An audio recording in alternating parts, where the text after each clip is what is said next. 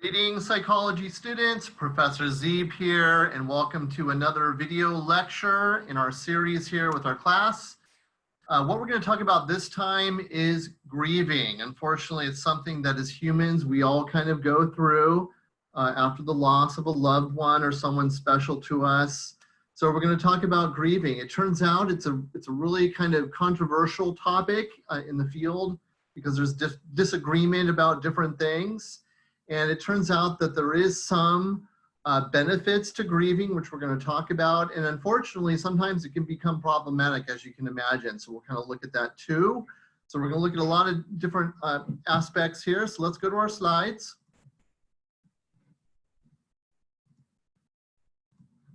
Okay, so let's talk about grieving. It turns out that grieving is pretty complex. It's a complex emotional state that has multiple dimensions, which we're going to talk about. It's definitely considered to be a normal experience after the loss of a loved one, but certainly can go to the extreme and become maladaptive in some way. So sometimes it can be problematic, I guess is what we're saying there. What the research is basically showing about reaction to death and so forth, deaths that are sudden, untimely, violent or traumatic are usually the ones that are more intense and prolonged in terms of grieving. So those particular situations seem to kind of hit us hard in terms of grieving, and in some cases can be accompanied by full-blown PTSD, meaning post-traumatic stress disorder. So in a sense, it can become very problematic to a point where it's a stress-related disorder, which we'll kind of talk about. All right, so let's start off by defining grief.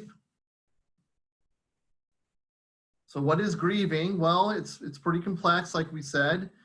It can be described as being emotionally numb, being in disbelief, showing separation anxiety from the person that you lost, a sense of despair, so very similar to depression in that sense, or sadness, feeling lonely because you miss that person, and that accompanies the loss of someone we love. So as you can see, there's a lot of moving parts here, a lot of hardcore things that happen with grieving. But remember, what we're saying here is that we would almost expect people to do this. We think that grieving to a certain extent is a normal experience after losing someone we love. So certainly it is normal and healthy to go through that process. But remember, sometimes it can become maladaptive, and we'll focus on that. So grieving, it turns out, may include focusing on places and things associated with the deceased. So sometimes it causes us to put a little bit more attention or focus on something surrounding the person that we lost, where ordinarily we wouldn't do that. In some cases, the person may lose interest in activities that involve the person. Okay, so I can kind of understand that.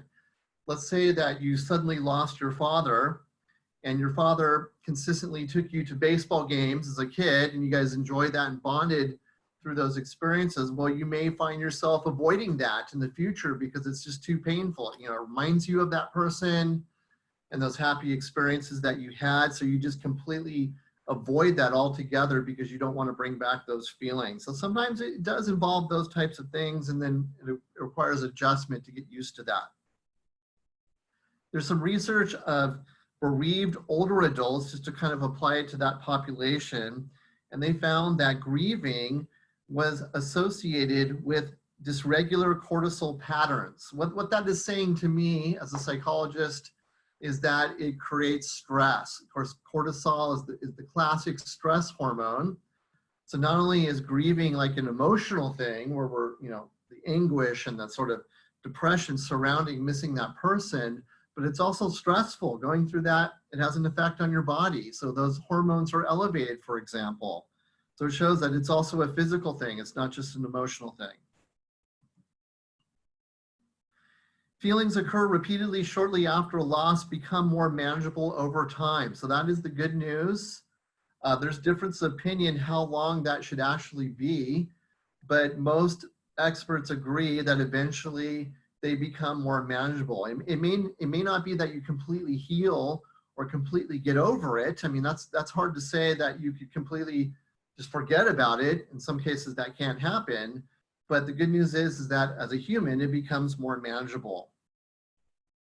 So this sense and loss and separation anxiety, for example, may continue throughout our lives. So we still feel that pain and sort of, the feeling of losing that person, the anxiety over that. But most people, as we found in research, find a way to get through it. They become productive again. They regain a positive view in life. So maybe they were going through a period where they were down and sort of dealing with it, but eventually they get over the hump, so to speak, where they become productive again and positive. And so it's almost like they've gotten over it to a certain extent. However, remember, sometimes it can last a lifetime. In fact, we've also discovered that it can become somewhat of a roller coaster ride with ups and downs. So we may go through our life after the loss of feeling great and then down again and then up again. So it may be a period of ups and downs. The good news is that usually these ups and downs become fewer over time. So over time, it becomes less erratic and we get some control, a sense of control over that. But unfortunately, we may experience this for a long time. Some people report after the loss of someone that they have never truly gotten over it. So unfortunately, it's left this emotional scar on them and they've never been quite the same person even years down the road. So sometimes it leaves a permanent scar, unfortunately, on that person. And then they've just learned to kind of live with it and sort of get over it. So in other words, you don't really necessarily completely forget about it. It's still there. It becomes more manageable. But in a sense, you may not be the same person after that event. Now remember, we said that it's really troubling when it's sudden, when it's unexpected, and it's violent and traumatic. That combination of those factors really creates a lot of strong negative feelings in people. However, but if we look at the average of the loss of someone, the good news is that it becomes more manageable. Some other things to kind of think about with grief, guys. It turns out that doctors, a lot of doctors, not all of them, but some physicians are hesitant to prescribe antidepressants after the loss of someone. In other words, you would think that since it's dealing with depression, in a sense, it's similar to that we could treat that with meds, and certainly we could, but some doctors are hesitant to do that because they may feel that loss should equal suffering. In other words, what I mean by that is that it's normal to go through loss and suffering. That's part of the experience. And if you didn't do that, then that may create bigger issues. So at some point you should grieve and you should go through that process to enable yourself to heal. Some people after death try to find philosophical reasons for why this person died and digging deep within themselves to find answers. And certainly I guess that could help you. But what the research is basically showing is that rarely does it result in a lessening of the distress of grieving. So even though for some people it may show that, when we look at the averages of the findings of the research, it shows that in general, it doesn't really seem to help. Some people believe that grieving should only last a year.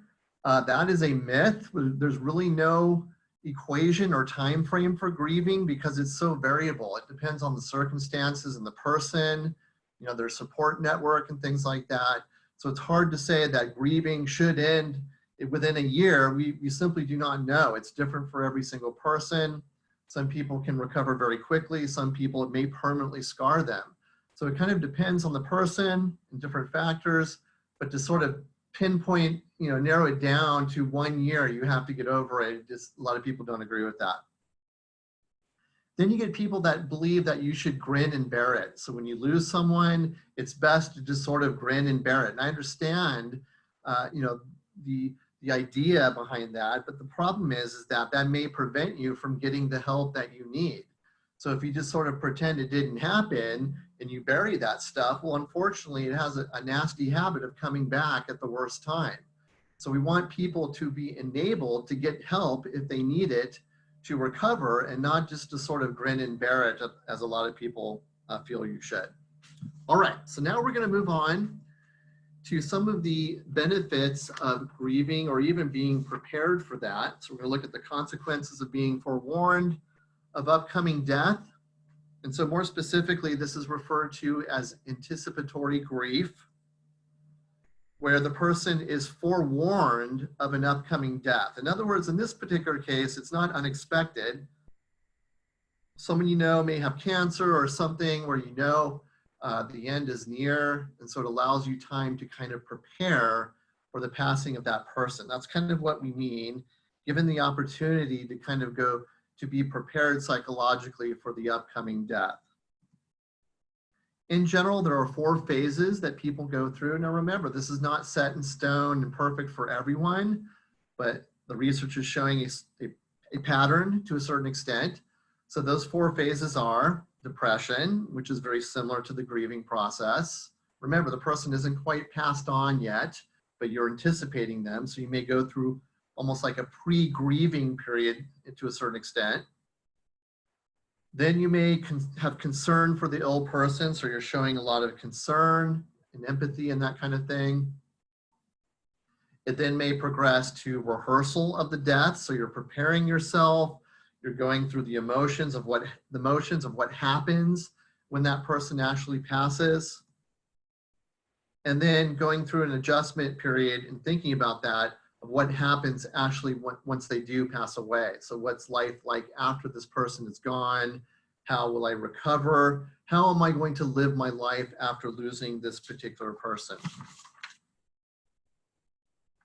Okay, so let's kind of look at some benefits of doing this. Remember, most researchers believe that grieving is a normal thing. Most psychologists believe that we probably should go through that period that's normal and healthy. And in this case, we're saying, okay, well, if you go through this sort of anticipatory stuff, if you know it's coming, there may be some benefits to actually doing so. So research has revealed different positive consequences of experiencing anticipatory grief rather than sort of prolonging it or putting it off kind of thing. Number 1, it helps you to avoid the shock and fear of losing that person. Remember, that's some of the most tragic stuff, is when you sort of lose someone suddenly and unexpectedly. Well, if you know they're going to pass and you're warned of that, it allows you to psychologically kind of prepare for that. So it avoids the shock and fear of that sort of happening. It also allows you to make future plans in terms of what's going to happen after the passing. And by the way, this will not be viewed as a betrayal, right? Because if you know they're going to be passing soon, it would make sense that you're able to kind of prepare and move on and prepare for the future rather than being seen as a sign of betrayal. It allows you to express your thoughts and feelings to the dying person or people that you know. In other words, you don't miss out on that closure, because a lot of times when we lose someone, we don't have a chance to say goodbye, especially if it's sudden or if you didn't have time or whatever. But in this case, we're saying that because you're warned of it and you're going through the motions before the death actually happens, it allows you a chance to talk to that person, to tie up any loose strings or to say goodbye, which you may not have had a chance to do. So that is some really powerful stuff there to allow you to get closure in terms of that person if you're sort of pre-warned that they are going to pass. Okay, and then finally, it gives you time to prepare for the changes ahead.